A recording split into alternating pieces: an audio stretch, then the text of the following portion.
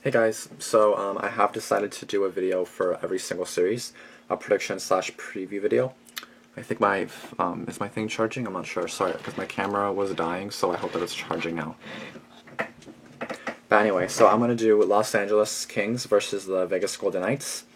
Round one matchup, of course, and yeah, let's get started. So, of course, I'm going to start with like stats and records. So, LA is 45, 29, and 8 with 98 points.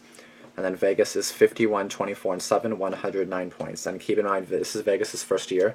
So to have 51 wins in your first year is like really impressive. So like I was really shocked to see them doing so well. So, and then Vegas will have home ice in this series. So pretty good start, you know what I mean? Like, that's pretty good. So Vegas against LA is 2-1-0 against LA. And then LA is 1-1-1 against Vegas. So now, going forward. So the Vegas Golden Knights, sorry, let me put this. So the Vegas Golden Knights inaugural playoff series will bring together two clubs on opposite paths. The expansion team heading into uncharted waters for its first ever playoff experience, so this is really exciting for them too. And the former champs, full of veterans with multiple Stanley Cup rings, are looking to cap off their redemption effort with a return to the top of the postseason mountain. That isn't the only way this series brings together two opposing forces, however. It'll also pit one of the season's best offensive clubs against one of its best on the defensive side. Vegas finished 4th in the league in terms of goals scored, iced the 10th best power play, and averaged the 9th most shots per game. How's this for an answer? The Los Angeles Kings allowed the fewest goals league-wide, have the season's best penalty kill numbers, and average the 8th fewest shots against per game. That's really good. Their 4 meetings during the regular season suggest it isn't quite that simple, though. Each side earned 2 wins, and each got one of those in regulation and one in overtime, a dead heat. As well, both teams have thrived off of completely unexpected performances. William Karlsson's 43 goals are more than double the total he posted over his previous 3 seasons combined. And Dustin Brown put up a career-best 61 points at age 33 after watching his numbers decline over the past half-decade. Does Vegas' Cinderella story keep running to the second round, or does the seemingly insurmountable number of playoff games under the belts of Los Angeles' player leaders help them navigate their way through Vegas? So now moving into the stats.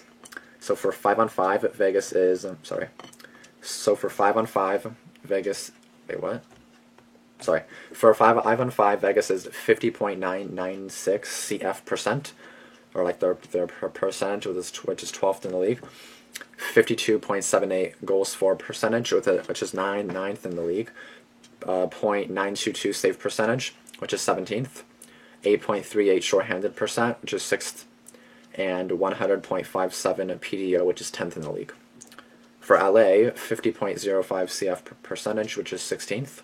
52.98 goals for percentage, 8th. .931 save percentage, 4th. 7.80 shorthanded percent, which is 14th, and then 101.88 PDO, which is 9th. I think my camera, again, my thing is, I put something underneath my camera to make it higher, plus it's also plugged in, so I don't want it to fall or anything. So, now for team stats. So Vegas is 21.4% on the power play, which is 9th in the league. Their penalty kill is 81.4%, which is 10th in the league. They have 268 goals for, which is 5th, and then 225 goals against, which is 8th. For LA, their power play percentage is 20.4%, which is 17th, 85% for the penalty kill, which is 1st, 237 goals for, which is 16th, and 202 goals against, which is 1st, so they have the least, which is really good. So the Vegas Golden Knights outlook, it's all gravy for the Golden Knights, who are easily the best expansion team to ever hit the ice. And within this roster, there are plenty of great stories, from Will Wild Bill Karlsson's monster season to Marc-Andre Fleury's quietly excellent numbers, to the goalies who filled in for him early in the season, to Jonathan Marchessault and Alex Tuch's offense, or Tuch's offense, and Derek Engelland's leadership. The Golden Knights are far and away the best story in the NHL this season, and their coach, Gerard Gallant, is a shoo-in for the Jack Adams Award 1 year after being kicked to the curb in Florida. Now the playoffs are here, though, and everyone is wondering how far this Cinderella journey can go, including me. The Golden Knights remained one of the quickest puck-moving teams in the NHL with an excellent transition game, which could cause all sorts of problems for bigger, slower teams. On the other hand, those teams may be able to dominate Vegas in the corners and with the cycle. Even though they won the Pacific Division and have securely been in a playoff spot since at least January, the Golden Knights are an enigma. As a first-year team, they should be easily first-round fodder. Then again, by that logic, they shouldn't be in the playoffs at all. Vegas started the year on a tear and aren't crawling into the playoffs on the strength of their first half. The Golden Knights are 25-14-5 since January 1st, which is the 9th best record in the league over that time. A lot of their early season success came from their play at home, where they lost just 3 of their first 21 games at T-Mobile Arena. That's really good. And even though that rate has slowed, Vegas went 7-6-0 in their final 13 home games. Not that bad. Their road play has improved. The Golden Knights are 12-6-4 on the road since January 1st, which helped them keep atop the division. They've adapted and kept up their high level of play all season. It may be hard to pick an expansion team to win a round or 2 in the postseason, but it's even harder to bet against Vegas. The outlook for the LA Kings. The club formerly known as the Corsi Kings now have a new coach and a new style. 1 year removed from missing the playoffs, leading in CF percentage 5 years in a row, Los Angeles has a more open style under coach John Stevens than they did under Dale Sutter and his heavy, suffocating approach. This year, they're 16th in that stat, but are scoring at a higher rate and nearly half a goal per game, more than they averaged last season. But make no mistake, this is still a heavy team. The Kings rank 3rd in hits and 11th in penalty minutes, but are just getting more quality scoring chances than before. They have a shooting percentage of 9.4 that is higher than any other season in the past 8 years. Los Angeles is here because of a few bounce-back seasons, tops among them being Anze Kopitar, who has scored 40 more points than he did a year ago. This has given life to Dustin Brown, who had a career year. Tyler Toffoli also recovered from a down season, and Jeff Carter returned from injury to score 13 times in his past 20 games. At the same time, their team defense remains strong, and Jonathan Quick is having his 2nd best season ever. The Kings have the lowest GAA in the league and the 6th best goals for/against split across all situations. With just 1 playoff win since last winning the Stanley Cup in 2014, Los Angeles is back on track to try and regain the crown. The X factor for the Golden Knights. In 183 career and NHL games coming into the season, William Karlsson had 18 goals. This season in Vegas, Karlsson scored 43 times. The easiest explanation for this explosion is that Karlsson has converted on 23.4% of his shots, a huge jump from his career average of 7.7 coming into this season. That is reason number 1 on the list why Karlsson is a candidate to regress next season. But for the Golden Knights to find continued success in the playoffs, his production can't level off yet. Vegas' leading goal getter is showing no signs of slowing, either scoring 16 goals in his final 29 games. There are no weapons here. There are other weapons here, Marshall Saul, David Perron, Riley Smith, etc. But Karlsson has been the main driver and is key to their playoff push.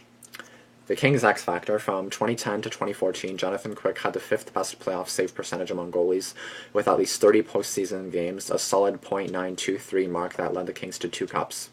In the first of those wins, Quick took home the Conn Smythe Trophy thanks to an incredible .946 mark. That's really good, which still stands as the highest playoff percentage on record. It was a different story in 2016, the last time Los Angeles got this far. Quick struggled to an .886 mark and allowed 15 goals as the rival San Jose Sharks rolled over the Kings in 5 games. The 32-year-old American has made a name for himself as a playoff performer, but has to prove himself at this level all over again. Now for team leaders, goals, assists, points. Vegas, William Karlsson, 43 goals, 35 assists, 78 points. Jonathan Marchessault, 27 goals, 48 assists, 75 points. And David Perron, 16 goals, 50 assists, and 66 points. For LA, Anze Kopitar, 35 goals, 57 assists, 92 points. Dustin Brown, 28 goals, 33 assists, and 61 points. Drew Doughty, 10 goals, 50 assists, and 60 points. So Game 1 will be played April 11th, so on Wednesday, April 11th, 2 days from now, at 10 p.m. in Vegas. So Vegas has home ice. And now my prediction, which is the thing I always leave for last. So my prediction is really hard to say because this is Vegas' first year, but they seem so good. So I don't even know what to really say, because I don't really consider the Kings that good, but I mean, considering the stats they had, this series may go 7 games because like both teams are like Vegas has to prove themselves, but I'm basing it off Vegas's regular season, how they will be in the postseason. It's different, yes, but like you can only, especially if it's their first year, you can only go off of what you see. And what I see from Vegas is pretty decent, right? Like I definitely see them winning this series, but seeing how good LA has been now, I'm gonna say it'll go 7, and it could go either way. Like maybe someone will win in 6, but I definitely see the series going 7. Maybe Vegas in 7. I can't really rule out the Kings though, because you saw the stats. They're really good. Like first in goals allowed, so they seem pretty good in the goaltending area too, especially Jonathan Quick. So this will be a tough series to predict, but I'm gonna say maybe the Kings in 7. I don't know. It's hard to say, because like Vegas still has stuff to prove, but the Kings haven't been good in that playoffs either. They lost in 5 the other year, and Vegas still has to prove himself. So this will be a really good series. It'll be really fun to see who wins it. These games are all going to be late games because they're all going to be at like 10 p.m., which I have to sleep, so I'm probably going to miss a lot of the games, but I will definitely obviously like watch the highlights after. So anyway, why don't you guys tell me in the comments what you think, who will win? Maybe a lot of people are going to say LA because like Vegas, it's their first year, but like again, I'm basing it off the regular season, which was or not spectacular, but like pretty decent, right? Especially for an expansion team, excellent. So I hope you guys like this video. Thanks for watching. Like, comment, subscribe. If you're new, try and post notifications and everything, and I'll see you guys in the next video. Bye. Thanks for watching.